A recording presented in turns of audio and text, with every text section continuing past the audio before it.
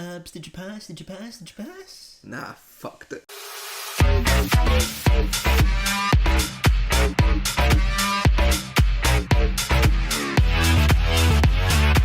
Welcome back to the Uneducated podcast, where we don't know shit. Today we're going to talk about something that's quite relevant just now in the education world. You all know the SQA will have released the exam results for this year, and it's been reported that all the pass rates, especially for higher, I think it was, that they've gone down for the fourth consecutive year. So we're going to talk about like the demise of the SQA. We sure are. in Scottish education, and just speak about our own personal school experience and sort of the differences that we've seen when we were like in junior years, growing up into senior, and also now that we've left school, how it's changed since then. Yeah. So, hires, Abz, thoughts, comments, concerns. Honestly, also some national fives and advanced hires as well, if you fancy that. To be honest, right, if we're talking about the last 4 years, what's changed in the last 4 years? The curriculum for excellence was developed, right? Yeah, we were the first year of it actually. We were first year in our school. We were the guinea pigs. We were the guinea pigs. Like that was our and we found out in high school we've been going for it since primary as well, innit? Yeah. It traced back. So we realised exactly like how I compared my course to my sister's and saw differences and stuff like that. Which I can say the curriculum for excellence isn't that excellent, to be honest. It's not helping. There's that, and to be one other thing I'm thinking it might be is like wage decreases for teachers. Is it decreasing? I just thought it was like frozen. I think it was weren't getting rises. But even if I'm not fully educated on it, which is what the thing is, but I think that it's just not enough. The wage that they're getting for the stuff they're doing is clearly not enough. And that lowers motivation. From we were at school, I do remember like teachers would constantly they would moan about how the new curriculum meant they were having like an increased workload. Yeah. But they weren't getting anything back for it. Yeah, exactly. So like in a way it is like a decrease in wage. Basically you're being asked to do more. And the thing with being a teacher is that you're putting in so many countless out of work hours as well. Yeah, definitely. Yeah. A lot like in your own private life just for your own job. So my sister's actually going to start like a school or like start as a teacher soon as well, right? And she spent like her summer like nearly all of it planning these lessons for her classes, and these other teachers must have gone through the same thing as well, right? I hope that's picked up on that. That would be quite funny. It's picked up on that. Just the Hoover guys, don't be alarmed. Man, we don't have a studio yet, man. And we're working for it. We're not paid enough. But so when we talk about like these teachers having like their wages not being enough, when we talk about these teachers not having enough of a wage to keep them up, to keep up with all their bills, their taxes and all sorts, right? And then unexpected emergencies like tires or car worn out or something like that. We're not counting that in there. Like, because when those are counted in, their wage is nothing. Right? And that happens to a lot of jobs. But as teachers who kind of like are like the leaders of a new generation, and like it's not a stretch to say that. They're leading a new generation. And they could make our generation better. This is a huge concern. And one thing else, like just on the tail of that, is that students have lower motivation now. They look at education like it's not important. Like they take it for granted. A lot of people, don't they? Because it's free here. They're not having to pay for it. They turn up and go home. Yeah, exactly. So like even when we were in school, like you always had those kind of students that didn't care. Right. Obviously, we were kind of like the exact opposite. We were very opposite. Right. We were like, we were the students that went up to the teacher's class at lunchtime and just like spent time there. We were not the popular kids. We were the keen ones. We were extremely keen. Yeah, we were keen. We still are, to be fair. So when we're talking about education, we always valued it highly. Yeah. But there must be like other students always valued like physical life or something else more highly than that. Yeah. Or like having fun more highly. Mm-hmm. So that must be a parenting issue as well, maybe. Perhaps. Also, we had like the technology and stuff like that. But I thought technology would kind of boost education. Yeah. What do you think? When you say about maybe it's a parenting issue, to an extent I can see that, but for me personally, I don't think it was an issue. Like, I never had my mum to like just tell me that this is really important. I never. No one needed to tell me it was important. Like, I already knew. Yeah. You know what I mean? Like, I get told to stop studying. I never ever get told to like do more. I'm the exact opposite. No, which I get it. There was never a point where we would sit down and have our conversation and it'd be like, okay, Ross, this is a really important year. You need to really knuckle down. Like, that was never needed because I already knew it. Aye. And they could see that I knew it because I was working like a dog anyway. Aye. But I think overall, if we're counting you in, right, I think you're kind of like an exception. Okay. Like in our kind of standards of even our friend group. Yeah. Right. I'm an outsider. Because like I told you before, the way Ross was since primary or like even lower down in high school was that he put that effort in. I don't think I would go as far as primary school. I was pretty average in primary school. Oh yeah, you're still in higher things than I was, right? I was pretty low, and then in terms of where I was in the class. But what we're talking about Ross is that he puts that effort in, and like a lot of the time, like people like me, who like studying, who like gaining that knowledge, right? Who in high school anyway, we just still didn't put that as much effort into studying as Ross did. So I think Ross is a kind of like an exception to that extent. But even counting that in, like we still saw education seriously. So I get your point. Yeah. We saw education in that kind of limelight. And we saw like when we went to school, our parents always taught us how important school was. Yeah. But I think some parents don't teach their kids how important school is. Like they don't say like, oh, it's important to school. Like, you know, like some people, like some parents might say that it's okay to be like just do what you want freely. Saying that to a kid who's pretty irresponsible at that age is going to mess them up. You're gonna have to keep a kind of not tight leash, but like a leash kind of like guiding them, letting them make their own decisions, but in a way that the options they're given are ones that will benefit them in the future. And not all parents can secure that for their children.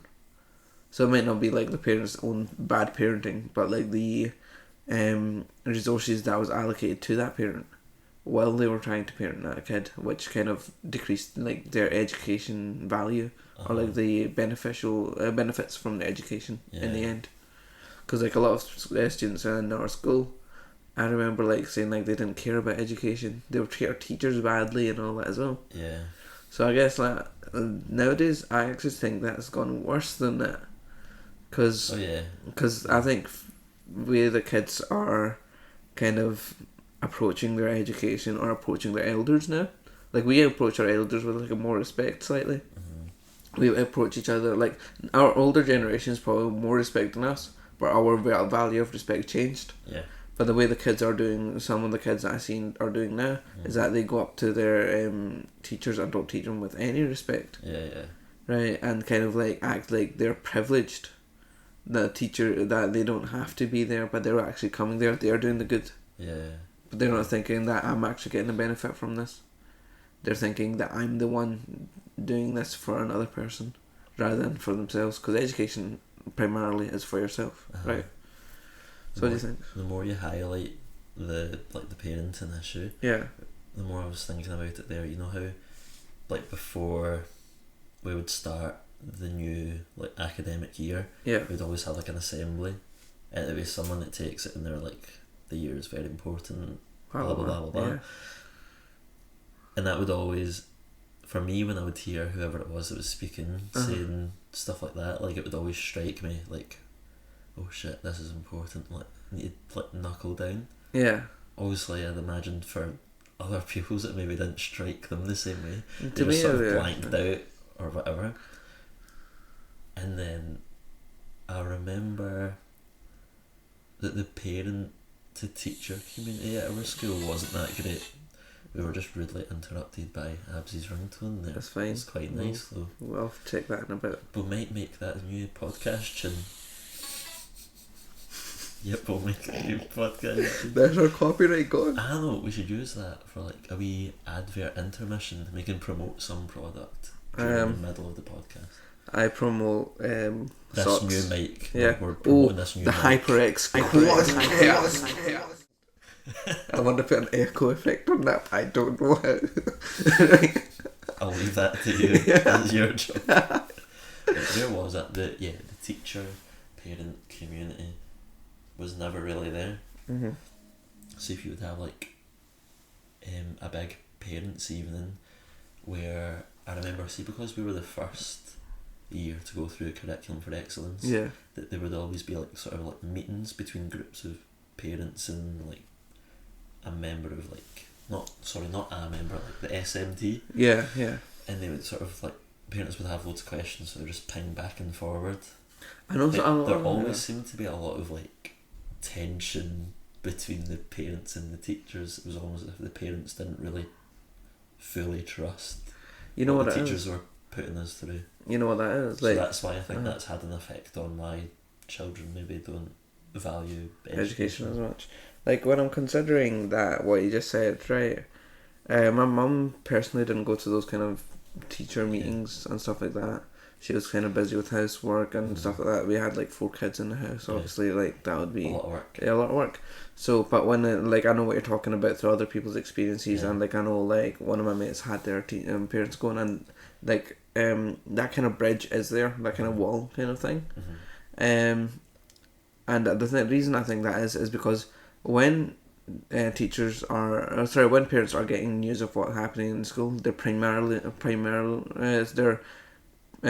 resource for doing that is from their own children. Yeah. And children don't have like that wide view, kind of like to think they go in and kind of think, oh man, that was such a bother. Oh man, see, I don't see the point in homework. Yeah. I don't see the homework's supposed to get you in a routine of doing something. Yeah, and to like and help stuff, reinforce information without that supervision.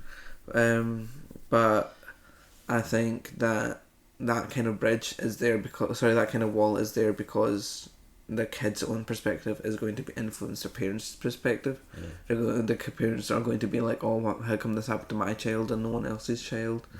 And I think that's wrong in a way.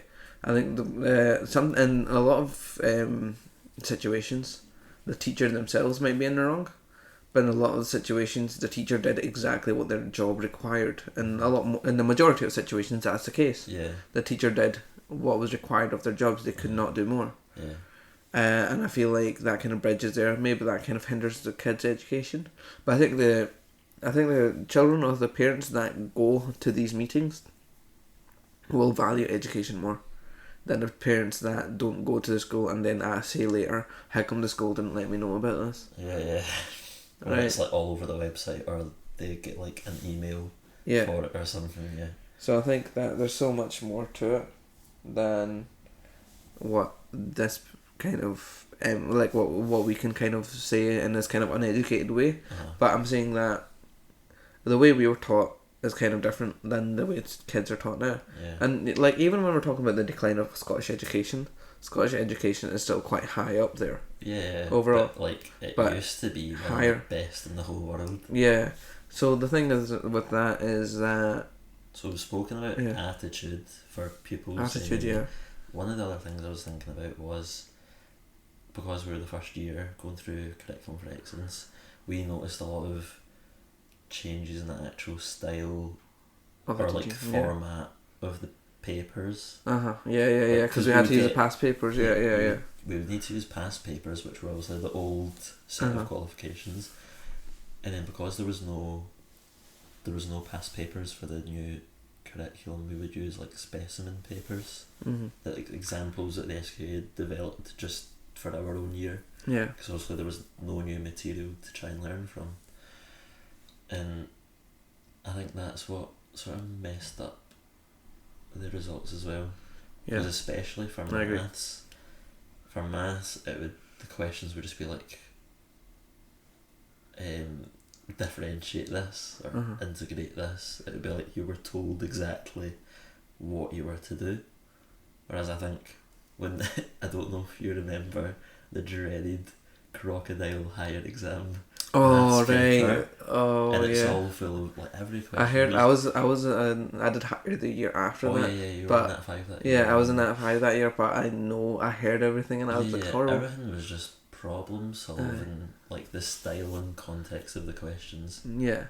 And I just don't think that we were quite prepared to face something like that. Yeah. We were all prepared for something similar to very direct questions. Yeah, that paper was really difficult, but like when I got through it.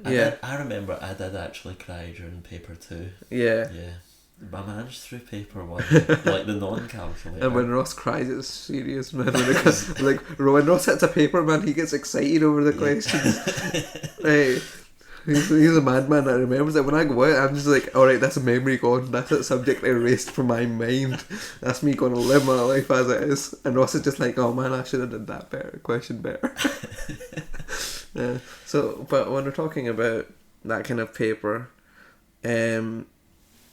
I think that is because the teachers, a lot of the time when I talk to the teachers about the curriculum for excellence, right, they seemed to not know about some of the things that are going on, the changes. They weren't kind of taught it as well as like they might have been used to their previous course, which is kind of understandable. That course has been there for so long. Yeah. But the curriculum for excellence is evolving. It's at the stage. It's at the stage. Changing. It's at the stage where it's changing. Yeah. Although I think back now it would have.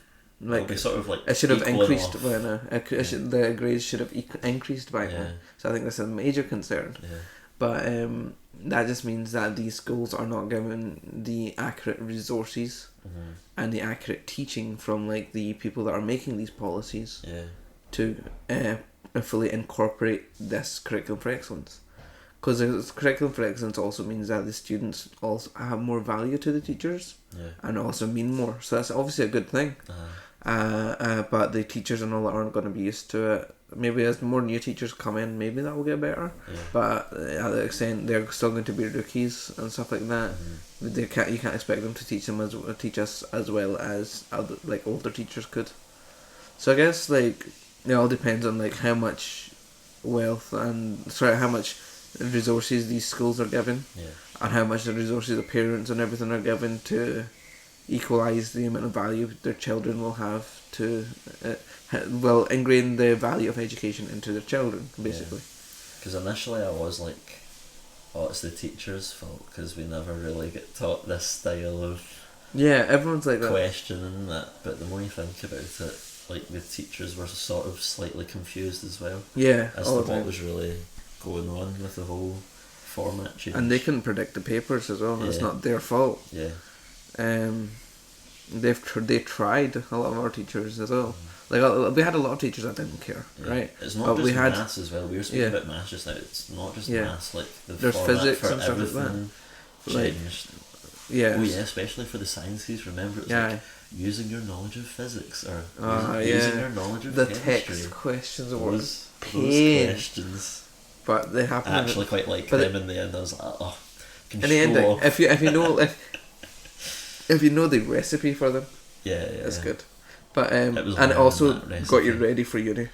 Yeah, that's definitely. the main thing. It got you ready for uni, and that's what curriculum of excellence should do. It should get you ready for higher education. Right. Well, it should get ready. It should encourage people to go into higher education. But when we went in, I didn't feel like that. I didn't feel like it was pushing me to love education. The way the teachers taught us weren't like innovative. They weren't like something that excited the kid when they thought like, But when they were teaching maths, they were like, oh, this is a thing, this is a thing. It wasn't that.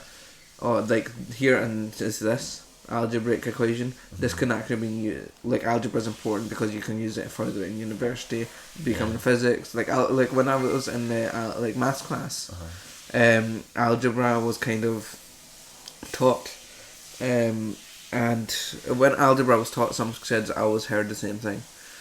Why is algebra important? Yeah. Right, When algebra is do you nothing. need this Yeah. in life? Algebra is not important. Yeah. It's like, no one uses this in life. And I'm just like... I use it all the time. Yeah, everyone uses that bit of algebra. How much change you need to give. Yeah. How much, like, you have X amount of... You got this X amount, you now have to give X Y amount back. And stuff like that. Yeah. And so algebra is used everywhere. Yeah. So the problem thing of algebra is that you're not going to need to learn A plus B or like Pythagoras theorem, right? Yeah. You're going to know what you need to know is that problem solving skill, right? And the way that math teachers should be teaching you that is with that approach. Yeah, but again, that's just not the way that people took the information back. They just took it as like a routine, like step 1, step 2, step 3, right? Let's turn the wheel and you get an answer chucked out. Yeah, it's very bland. It's and very. They didn't know what it meant or anything like that. It was a monotone education, should I say? Nothing felt like nothing that we did in school kind of felt like it had a value to it. And I think that should be ingrained into the students. They should know exactly the value. Not just one teacher saying it, but they should know that, hey, this kind of thing is important because of blah, blah, and blah. Yeah. And that should be taught for like everything. Like history is important because it will incorporate it'll show you how the world changed so we don't repeat the mistakes that we did. Yeah.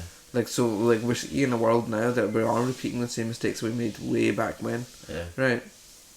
So, that history will teach us never to repeat those mistakes. When we see that kind of rise of, like, fascism or something like that coming again, we should stop it where it starts. Yeah.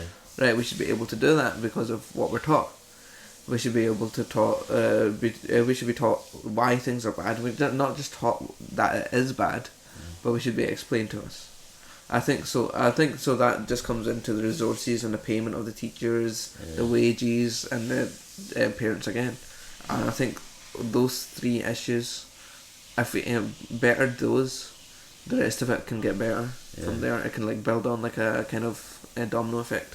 I can see why, like from the style of some of the questions that you would get in the new papers, I can see how it like encourages like promotion of going to higher education and being more independent, or even just like soft transferable skills if you're not going to go to higher education, that's going to help you if you go do like a job or an internship or something like that, apprenticeship. I can see how the style of questions promote all of that. It's just it was inadequate the way that we got prepared for it. I think that's it. I think that covers like what we can actually talk about it, to be honest. Yeah. I think there's not much else that's coming to mind, so I think that's a good place to end it. Probably, yeah. So same thing as usual, guys. Remember to follow us on that Twitter. Message us if you guys feel like we should talk about a certain object that you think we will be uneducated in, and click that subscribe button, leave a comment, and done. No, hit the bell button, man. Oh, no. Man, how could you forget? Are they gonna? Absolute bell. Okay, done.